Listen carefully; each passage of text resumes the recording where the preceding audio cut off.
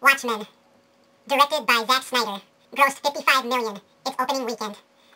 I went and saw it its opening night, and the place was packed. There was a lot of high expectations for this movie, what with all the hype. And I have to say, I was impressed.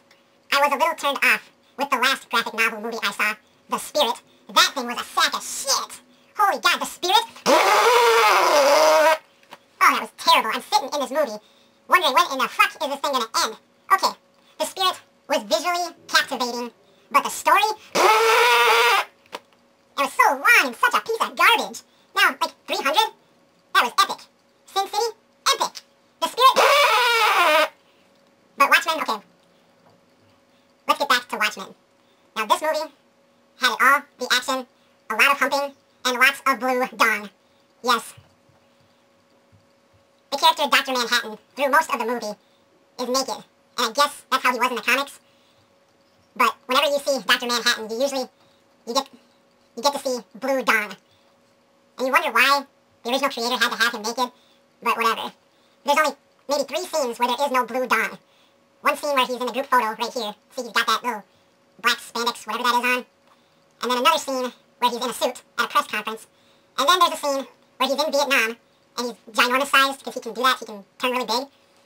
And he's marching through Vietnam, blowing up the Viet Cong just with the power of his mind or whatever. So there's Viet Cong exploding everywhere while this giant blue guy comes trouncing in, and he helped to win the Vietnam War.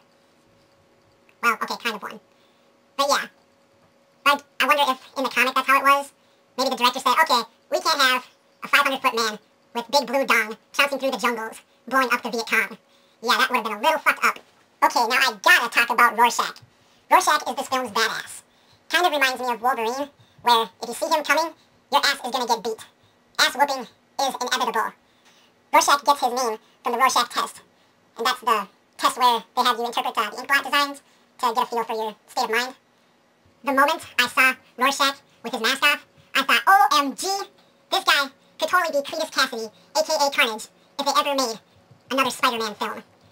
No one else could do it better than this guy. This guy, he's got the look, he's got the attitude. The fight scenes in this movie were pretty badass. Definitely graphic. Ass beatings for everyone. A lot of slow-mo was used in the fight scenes. Thankfully, it wasn't overused. But here's an example of one of the fight scenes.